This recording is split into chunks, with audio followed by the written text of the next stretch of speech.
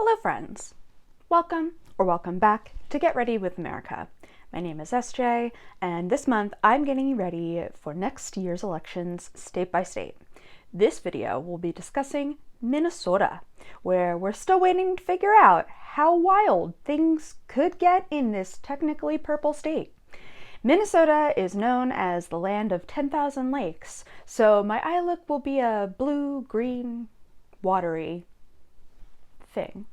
If you want to watch any other 2022 state preview videos, I'll have my Votemas playlist linked below, where you'll also find links to more info about the elections in Minnesota. Standard disclaimer, this video was filmed and posted in December 2021. I hope the vast majority of the information I'm sharing will still be relevant whenever you're watching this up to the state's primary date, but most candidate filing deadlines are far off and some states haven't finished redistricting, so something in this video could be outdated at this point. Check the state government links in the description box for the most up-to-date information. Let's get into it. Minnesota has 8 House districts, evenly split between Democrats and Republicans. The one district that could get competitive is the 2nd, where Democrat Angie Craig flipped the seat in 2018 after it was represented by Republicans for 20 years. She first ran for the seat in 2016 and lost, then went for the rematch in 2018 and won. She won re-election in 2020 against Tyler Kistner, who is now going for the rematch, probably hoping for the same juju. Otherwise, it doesn't look like there's a whole lot of knowns here yet, since the map is not done yet. Surprise, surprise.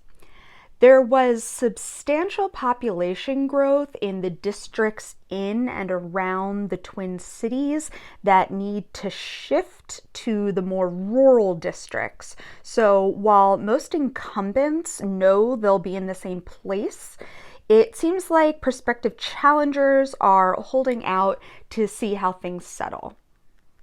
Democratic Governor Tim Walz is running for a second term with his running mate, Lieutenant Governor Peggy Flanagan.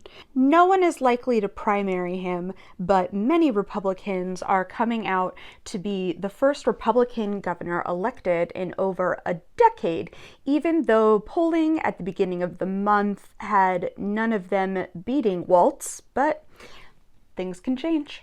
Recently, 5 candidates took part in a forum where they talked about how all of them had COVID and opposed vaccine mandates. 2 of them haven't been vaccinated. One of them is a physician and a former state senator. Look, at least MyPillow CEO and most televised Midwestern conspiracy theorist Mike Lindell won't be running, I think, much to the relief of party leadership. Probably the more interesting statewide race will be for Attorney Governor, where Democrat Keith Ellison is running for a second term. Ellison was already very prominent nationally as a former congressman and deputy chair of the Democratic National Committee, as well as first Muslim elected to Congress and then to statewide office. In 2020, he took over as special prosecutor in the Derek Chauvin case, raising the charge against Chauvin to second-degree murder, charging the other officers at the scene, and managing the case to win when Chauvin was found guilty for all charges. He subsequently endorsed the ballot question in Minneapolis last year that would have replaced the police department with the Department of Public Health and Safety, but that didn't pass. Republican challengers, including Doug Wardlow, who lost to Ellison in 2018 and is going for the rematch, they seem to love that in Minnesota, are big mad that he's putting some focus on police instead of violent criminals who terrorize our communities, which I think describes Chauvin pretty accurately. 3 others are vying for the Republican nomination, all claiming Minnesota is some bastion of crime and they'll put the criminals in jail. Again, being done, but okay.